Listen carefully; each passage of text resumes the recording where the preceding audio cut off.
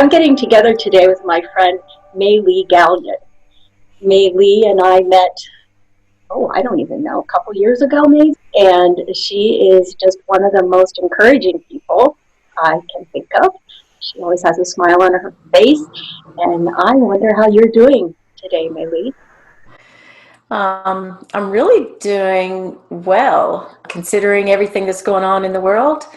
Very grateful that everybody in my family, close and extended, is healthy, and we're hanging in there. Where you are you in a stay-at-home order? I am. I live in Upper East Tennessee now. Just moved back into the state of Tennessee from North Carolina in December, and today is April 21st. I'm looking at my calendar, and we are still under stay at home through the end of this month. Our governor just announced yesterday that he will lift the stay at home at the end of the month. We're not quite sure yet what that release will look like, but in Tennessee, we'll be one of the first ones to come out from under that. Well, keeping an eye on you all for sure. Yeah, right? yeah. I'm sure it's affecting you. I know you work a lot online too, but what was your normal day like before? So for me, I am what I call an extreme extrovert. So I would actually a lot of times let myself get carried away with the in-person, and maybe even to the neglect of doing some of the deep work that I needed to do, because as an extrovert I really enjoy just making connections and being around people. So that's been a big adjustment for me, because I really have been home pretty much all day every day I'm going on a month and a half now, I guess. On top of that, I just moved to a new town in December, so my close personal network is not here. So I've had to become much more purposeful in maintaining contact with those folks who are in my very close network. So are you using the online tools like Skype and Zoom, or are you using a phone? Or a little bit of yeah, you know me. A little bit of everything. So I was already using Zoom video conferencing for a lot of my meetings with people. So I just used it more and more and more. And I'm learning a lot about the tool that I didn't know before. So that's been kind of fun. But also, you know me, I stay in touch with greeting cards and personalized notes. Sometimes I've used some messaging strategies that I had not really used for a long time, and have gone back to doing that. So just everything. I'm one of the online Zoom game happy hour people. Good for you. So I've got friends and family who will get together and play an online game and be on Zoom together. So I do that too. Yeah, it's fun. But maybe is it satisfying? You're extrovert. No. Isn't it? Aw. No, I mean, I'm fine. I'm okay, but I will be one who really celebrates when we are able to go back to face.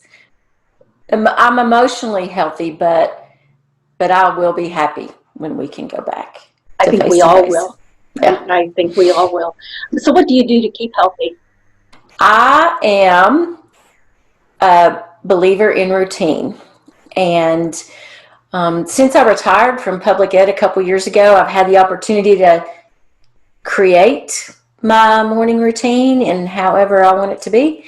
And so there are a couple of practices that have become staples of every day. I journal, and that includes some gratitude. And I also am a meditator. So I meditate every morning. I journal every morning. And I try to read something every day. I don't always get to that, but that's a goal. But the meditation and the journaling are big, big things for me, and they help me stay grounded and they help me stay positive. I do believe in a routine, and I think it's challenging at a time like this to keep a routine, especially for the people whose lives have been turned upside down. I mean, you're not, breakfast at this time, dressed at this time, shower at this time, and out the door, and then home at this time. The days just seem to blend together, I think, for a lot of people. And I also would encourage people to find a routine. My schedule has for the last couple of years been fairly flexible, but my husband's schedule was not. He got up at a certain hour and got ready and went to work. So I've had to adjust to the fact that he is not doing that. When he has the structure, he's great at it. He's not so great at creating it for himself.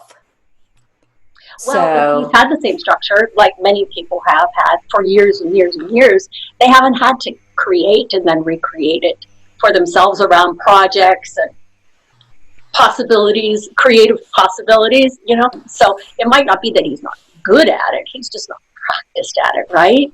Perfect explanation of that.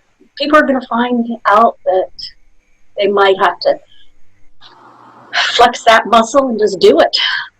To get through this. That phrase, the new normal, that I keep hearing, I think that's really true. That I'm like you, I don't know that things will ever be like they were, that we'll be really kind of experimenting with what things are going to be like in the future. I'm not sure when I last talked to you, maybe December, but you were going to roll out a new business venture. Did you do that? I think you did. I did, and it's still kind of rolling, still kind of in rollout. But yes, I have a new business called Turn It Up Consulting, and I am doing leadership training in the area of collaboration and relationship building. So my goal is to help folks in the leadership seat who are leading teams and organizations to become better collaborators and better relationship builders. This new normal or abnormal or I don't know, sort of twilight zone that we're in is definitely challenging that business proposition. So how are you adjusting to that? The online tools make it great because there are a lot of things that we can do online.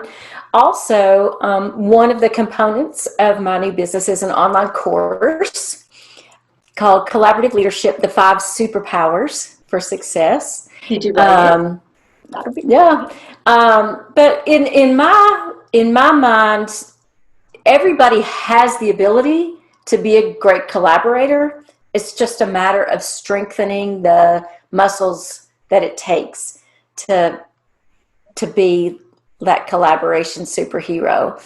And so I'm excited about sharing those 5 skills and how to build them with everybody. I'm excited too about delivering the content in an online space. It's a new kind of teaching for me. As an extrovert, I love teaching in person, and I come from that background of face-to-face instruction.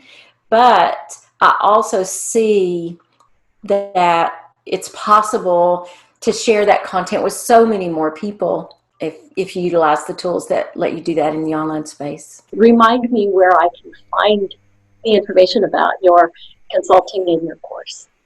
So my web address is turnitupconsulting.com. Excellent. Yeah. I love the name. Thanks. I love the name.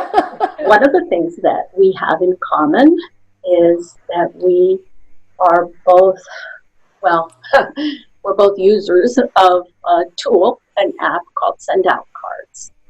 And I don't use it as much as you do.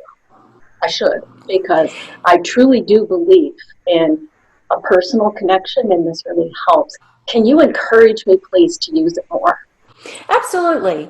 If you take the idea, like you are concerned enough about connection to put together a podcast called Togethering. Yes, I am. So You obviously already have that inside of you to reach out and connect with people in a genuine and authentic way.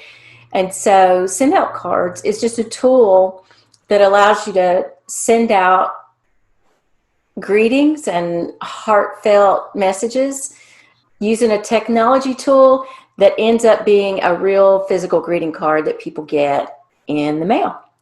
And so the nice thing to me about send out cards is that I have an app on my phone and I can easily take a photograph and put that on the front of a card and then speak using my speech to text feature on my phone, speak the message in, and I've created a habit of it. I've done it enough to where it's a habit.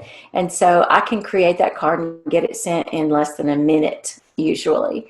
Now, And that's my hang up. I'll tell you frankly what it is. yeah. It can help me solve my problems. Okay.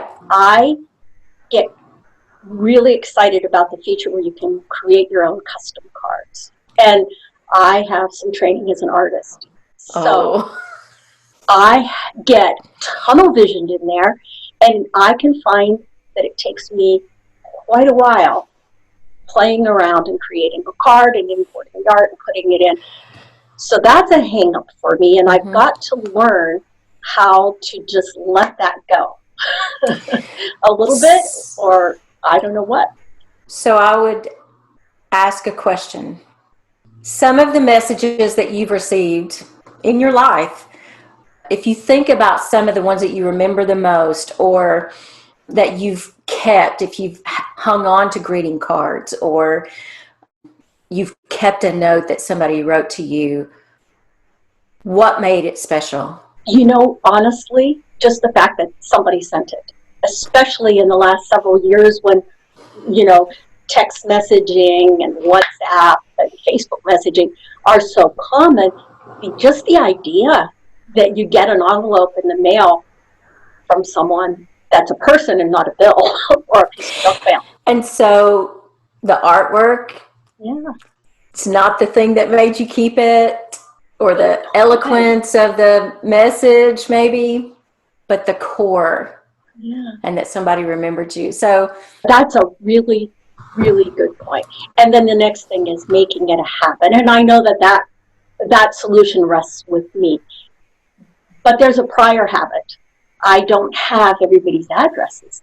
And I know that I'm supposed to ask people, but that's, I think, the first step that I need to include in my communication with people instead of saying, oh, what's your phone number? What's your email address? Oh, can I send you a card? What's your mailing address? So, and sometimes I will even preface that question, the request for their mailing address. I'll say, hey, I'm a pretty avid card sender. I'd love to have you in my Rolodex to be able to send you a card sometime. And you most are an avid card sender. Yeah. I've gotten some from you. So I think it's great. You know, I keep the app because I really do believe in connecting with people. So is there any hint or any piece of advice that you have for coping right now, whether it's physical, emotional, practical, or whimsical? One thing that I would recommend, and it's one of the 5 skills that I teach in my course on collaborative leadership, I would say we all need to have a practice of pause. We all need to figure out a way to take a moment and get a breath or reflect, but it's really worthwhile, especially at a time when we're all under a little bit more stress than normal, to find some way to develop a practice of pause. Maybe have you seen the Calm app? Yes, I have. I also have the 10% Happier app on my phone, which is another meditation app. I had seen it, but they've started playing commercials now, the Calm app, on like the news, which honestly, because I'm I'm pretty high energy and go, go, go, even when I'm sitting still. It used to drive me crazy when for 30 seconds the calm app would come on and there would be pretty leaves on the screen and rain falling and it would say something like take a minute and breathe. Drove me crazy. But the last few times that I've seen it, I've really appreciated it. And I thought, oh wow, is this what's going on inside of me now? Connecting with that message that says, okay, just breathe deep and relax, take it easy. So I'm learning to appreciate that message even more. Yep. It will have ripple effects if you develop the practice. So I want to thank you for sharing today. Getting together, we should do this more often and enjoy a smile and a kind word, which I can always count on you for. Thank you. Aww. And could we take a minute of silence and reflect on the seriousness of what's going on around us that brings us to this unique conversation? Absolutely.